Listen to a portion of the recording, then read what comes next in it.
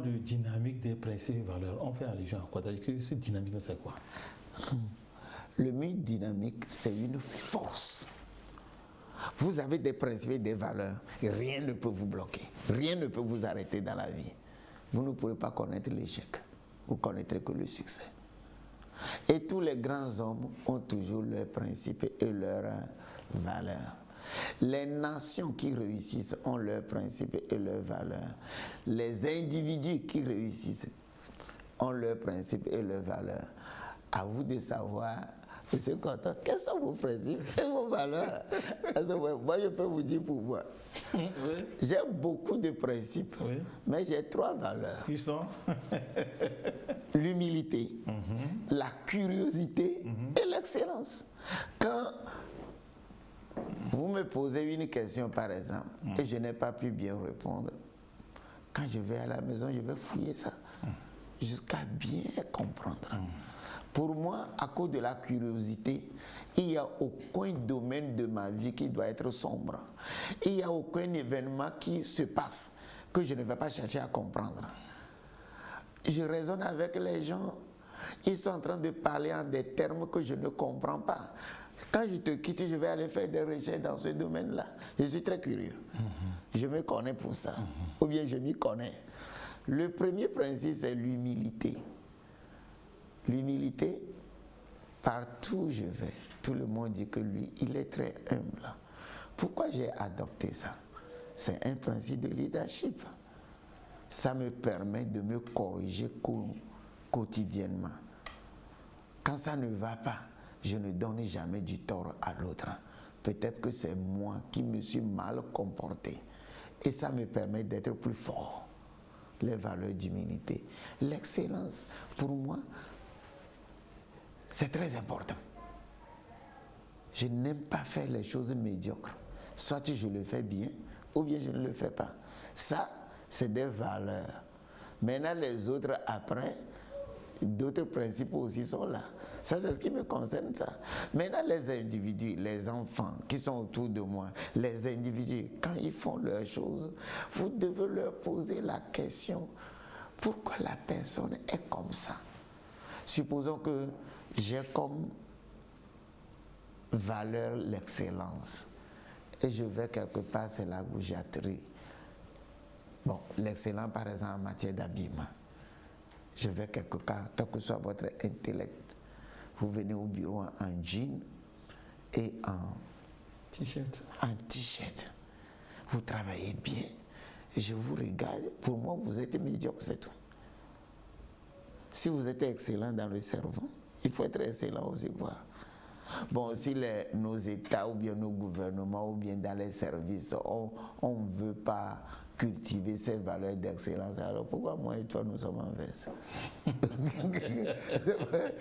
C'est parce que quoi? L'excellence est une valeur qu'on cultive à la TVT. Je me rappelle une fois, vous m'avez dit que pour ce mois-là, on doit être en tenue comment? Local, traditionnel. Et puis je suis parti chercher. Vous voyez? Oui. Donc, qu'est-ce qu'on veut? Cultiver une valeur. Aimons nos produits locaux. Donc, c'est des valeurs. Docteur, en tant que consultant en ressources humaines, si on vous dit d'analyser une société, un pays ou un individu par rapport aux indices de développement ou du non-développement, je suis sûr que vous n'allez pas passer outre les principes et valeurs. Oui, c'est obligatoire. Nous avons 3 principes de base: travail, liberté, patrie. Maintenant, étudier la vie des individus. Le premier, c'est le travail. Est-ce qu'on fait le travail dur? Liberté. On doit aspirer tous à la liberté. Et la patrie, c'est-à-dire le patriotisme. C'est les 3 valeurs. Maintenant, regardez dans la vie des citoyens, s'ils cultivent ça. Est-ce que nous travaillons dur? Parce que quoi? C'est une notion. Vous allez quelque part, on dit le travail, c'est 8 heures de temps. Ailleurs, c'est 10 heures de temps. Ailleurs, même, c'est 5 heures de temps. Maintenant, ceux qui font le privé, même ils développent leurs propres entreprises, ils font 3 heures de temps. C'est-à-dire, ils dorment beaucoup. Vous voyez, pour la petite histoire, j'étais dans un pays à côté pour faire le cours de théologie. Et quand il est midi, on n'a que 20 minutes de pause et les cours reprennent à midi 30. Et quand on fait les cours, je m'endors. Et un jour, le professeur dit, pourquoi tu dors comme ça? Il dit, mais depuis mon enfance, on me tapait pour que je sieste. Donc, entre midi 30 et 13 heures, tout le monde dans la classe a commencé par rire. Parce que quoi? Les siestes ne sont pas dans leur langage. Au moment où le Togolais dort, ailleurs, les gens travaillent dur. Jusque tard dans la nuit. Est-ce qu'on peut avoir le même résultat? Alors, je voudrais seulement dire que quoi, ce qui constitue une de nos valeurs, il faut qu'on les respecte. Voilà, on les respecte. Et une de nos valeurs ici, c'est le travail. La liberté et la patrie. Je m'étale sur le travail. Oui. Plus dur. Oui. Le travail dur. Ça, c'est une expression américaine. Oui. C'est une traduction banale. On dit hard work. Bon, le travail dur, on l'a traduit littéralement travail dur. Mais des fois, ça ne sonne pas bien. Oui. Ou bien travailler avec quoi? Travailler jusqu'à se fatiguer, mais forcer, jusqu'à réussir. C'est le sens derrière. Oui. Oui. Voilà, je m'en tiens à ce sens derrière là. Oui. Expliquez-nous en français facile ce qu'on désigne par travail dur. Dans le travail dur, comme je l'ai dit, c'est le résultat qui compte. Ce que tu peux faire en une semaine, essaie de faire ça par jour. Essaie d'aller au-delà de tes forces naturelles. Les grands hommes ne dorment pas beaucoup. Et j'en connais beaucoup au Togo. Et à l'époque, quand on était jeune, le président Eyadema, paix à son âme, va au service déjà à 4 heures. Bon, si quelqu'un va au service à 4 heures, à quelle heure il s'est levé? Au moment où on est en train de dormir. Donc, vous voulez une audience, on vous dit que tu dois être à la présidence à 2h30 ou bien à 2h du matin. Donc, à l'époque, on ne réfléchissait pas là-dessus. Mais avec le temps, je commençais par me poser des questions. Pourquoi il travaille si dur comme ça? Pour moi, c'est un exemple. Une fois,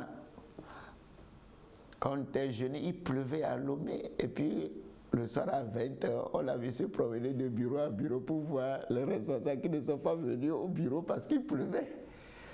Alors, qu'est-ce qu'il avait derrière la tête? C'est des exemples banals que je suis en train de donner. Mais qu'est-ce qu'il voulait inculquer aux gens? La pluie est un phénomène naturel, le soleil est un phénomène naturel qui ne doit pas vous empêcher de travailler. Donc vous allez voir que ce qui est notre devise, les gens s'amusent avec ça. Troisième position, à part la nonchalance, il n'y a pas le résultat. Les gens viennent travailler une semaine. Malgré la feuille de route, tu n'arrives pas à trouver le concret dans ce qu'ils ont fait. Ils viennent faire la routine, sans même se poser des questions. Pourquoi je le fais comme ça? Et quel est le résultat que je vais obtenir? Je suis pasteur. Pour que mon église croisse, le tout dépend de comment j'évangélise et de comment je prie. Alors, si chaque jour qui passe, je n'amène pas les gens à Jésus-Christ ou bien à tout ce que vous voulez, si vous êtes musulman, ça ne va pas croître, c'est simple. Parce que ma priorité dans ce domaine-là, c'est d'évangéliser. Donc plus je me lève, je vais évangéliser, quel que soit ce qui arrive, l'Église va croître. Si l'évangélisation est secondaire, ça ne croîtra pas. Une de vos priorités ici, c'est Émission Idée. La priorité des priorités, vous devez les découvrir. Et ça doit prendre la plus grande partie de votre temps. Ou bien votre discipline dans ce domaine-là doit être située là-bas. Vous devez être plus discipliné dans ce domaine-là. Oui. C'est la bonne. À quel niveau de l'éducation, de l'évolution d'un enfant, d'un apprenant, doit-on inculquer tout ça là en lui? Ça ne finit jamais. Toute ta vie, des fois vous grandissez, vous changez vos principes de vie. Arrivé à un niveau, vous voyez que ces principes-là ne marchent pas. Un principe de leadership que j'avais, parce que je suis un conducteur d'hommes, tu fais du mal, je découvre avec toi. Mais après, j'ai adopté un autre principe. Le diable que je connais bien vaut mieux que l'ange que je ne connais pas encore. Donc j'ai changé de comportement. Est-ce que vous pouvez répéter cela? Le diable que je connais bien, ou bien celui qui se comporte très mal, mais je le connais. Il vaut mieux que l'ange que je ne connais pas encore. Parce que l'ange qui vient là, que tu vois là, peut venir faire pire. Donc c'est un principe banal que j'ai dû changer par exemple avec le temps. Si on quitte le niveau individuel, le niveau personnel, on va au niveau communautaire. Comment une communauté peut-elle adopter un principe pour son développement? Alors, quand vous allez dans la tradition africaine, d'abord, nos principes ne nous permettent pas d'évoluer. Les principes de vie. Par exemple, vous allez dans certaines communautés, vous voulez construire, on dit vous devez construire d'abord dans la maison de votre père. Oh, il n'y a plus de parcelles là-bas. Mais si c'est un quart de l'eau là-bas, on dit que tu dois construire ici d'abord. C'est un principe de vie. Tous les garçons doivent venir construire là-bas. 2. Le village ne va jamais s'étendre. Le seul lot là, les constructions gâtées, la première génération est venue réparer ces constructions. 40 ans après, c'est encore cassé. La deuxième génération casse et reconstruit. Alors que ceux qui aiment le développement, j'ai dit je dois aller construire mieux ailleurs et faire étendre le village. Ça, c'est un exemple banal. Maintenant, il y a des conceptions qui sont de mauvais principes qui nous détruisent. Je le dis et je le redis. Par exemple, le concept selon lequel je suis né pauvre, je mourrai pauvre. Donc, les enfants vont à l'école, mais ils ont en tête pauvre, pauvre, pauvre, pauvre. Un des principes, tu vas à l'école, n'approche jamais les riches. Toi-même, tu sais la maison d'où tu viens. Donc, notre principe dans notre famille, nous n'approchons pas les riches. Or, j'ai fini par découvrir dans le développement personnel que ce que tu aimes, tu attires. Donc, tu n'aimes pas les riches, tu ne peux jamais attirer la richesse vers toi. C'est comme si vous conduisez, par exemple, vers la cité où il y a là, et puis dans votre voiture, ou bien sur moto, ou bien à pied, vous les maudissez. C'est des gens qui ont fait la sorcellerie, c'est les voleurs, c'est les trucs là qui sont là-bas. Est-ce que toi aussi tu peux venir là-bas un jour, quand tu les hais comme ça? Mais si tu apprécies, j'aime certains de mes enfants, vous êtes dans la voiture et dit, papa, un jour on va venir vivre ici, parce que les maisons sont très jolies. J'ai dit oui, j'aime ça. Donc définitivement, il faut avoir des principes de réussite pour réussir. Il faut avoir des principes de paix pour avoir la paix. Il faut avoir des principes d'amour pour avoir l'amour. Il faut avoir des principes leadership pour devenir un grand leader. Je l'ai répété, je l'ai toujours répété sur ce plateau, que le leadership en général c'est bien, mais le leadership par principe est le meilleur. Mais le leadership par principe est le meilleur. Si aujourd'hui, on vous demandait de faire une architecture des sociétés africaines et vous choisissez l'architecture du développement pour nos sociétés, comment pourriez-vous inculquer cela aux différentes sociétés que vous choisissez pour qu'ils adoptent cela? Moi, je pense que, en plus des technocrates que nous avons dans nos sociétés, il faut des gens en développement personnel pour une formation. J'aime quand le président actuel dit nous avons un séminaire de formation des ministres là. Ils ont un nom. Moi, c'est dans le journal parler. Des fois, ils vont à Kara, des fois à Palimé, des fois à Nangbeto au début. C'est tout au début. Ainsi, pour moi, c'est ces formations-là qui permettent de développer les valeurs. Vous voulez travailler avec un premier ministre, un ministre ou bien un président. C'est dans ces formations-là que vous découvrez d'abord les valeurs de ce président ou bien les valeurs de ce premier ministre-là et vous essayez de ne jamais détruire ces valeurs-là. Donc, chaque société peut l'adopter. Vous quittez ces formations-là, vous venez dans vos services. Qu'est-ce que vous faites? Vous pouvez faire aussi des formations de la sorte à vos employés. C'est ça qui leur permet de découvrir mieux la vision. C'est ça qui leur permet de rendre compte chaque semaine ou bien journalièrement. La feuille de route de la journée est atteinte. Donc, on ne peut pas se lever et faire les choses par hasard. Il faut toujours des principes et des valeurs. Il faut toujours des principes et des valeurs. Bientôt, le temps qui nous est imparti va dépasser, mais avant que vous nous quittiez, les jeunes sont en train de nous suivre. Quel message vous avez à l'endroit des jeunes pour l'élaboration de leurs principes individuels, les principes collectifs en vue de leur réussite? Oui, la jeunesse d'aujourd'hui, la plupart d'entre eux sont en train de se chercher. Pourquoi? Des gens rejettent les principes et valeurs de leurs parents. Ils veulent faire leur propre expérience. Alors, pour moi, si votre père et votre mère ont échoué dans la vie, là, vous pouvez adopter les principes et valeurs d'une autre personne. Mais si c'est des gens réussis, vous adoptez leurs propres principes et leurs valeurs et vous allez réussir comme eux. Mais généralement, j'ai constaté que la jeunesse veut faire ses propres expériences et échoue et recommence et échoue et recommence. Et certains parents qui ont réussi finissent toujours dans les crises cardiaques. Parce que ils vont venir, pasteur, cet enfant-là ne veut jamais suivre mon pas.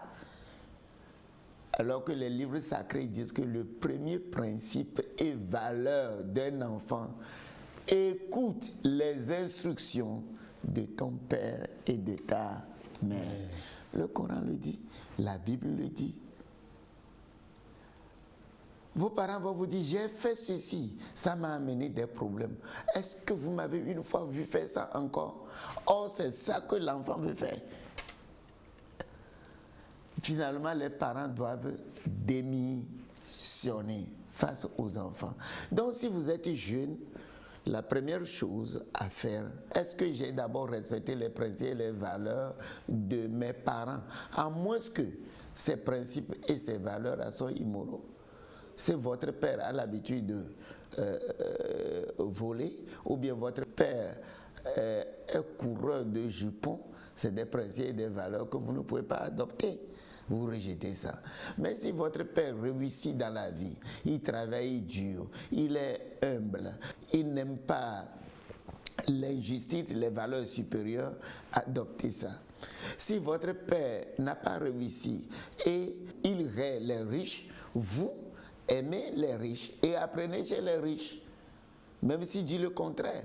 Donc, adoptez les principes et les valeurs qui pourront vous aider. Si vous voyez que ça ne va pas, allez dans les cabinets de consultation et on va vous enseigner le développement personnel. Moi, je pense que quel que soit ce qui se passe, quel que soit ce que nos parents nous disent, quel que soit ce que l'école nous dit, quel que soit ce que l'université nous dit, tout le monde a besoin des cours de développement personnel. Voilà, merci pasteur pour cette explication, pour vos présences répétées dans ce plateau d'idées, pour ce que vous apportez à notre nation. Et tout ce qui me reste, c'est de dire merci à nos techniciens. Melkakou Ada, vous êtes la réalisatrice de ce numéro de idées. Mais avant de vous envoyer votre chapeau, je laisse au pasteur un temps pour sa conclusion. Je pense que les principes et les valeurs sont notre référence en termes de boussole. Une boussole indique toujours le nord. Donc, les principes et les valeurs, les guides de la boussole doivent toujours pointer nos principes et nos valeurs. Si les guides de ta boussole deviennent plutôt les guides de la montre, midi, à 13h, tu changes tes principes. 14h, tu changes tes principes. 15h, tu changes tes principes. Tu vas voir que tu vis dans la vie dans un pur hasard.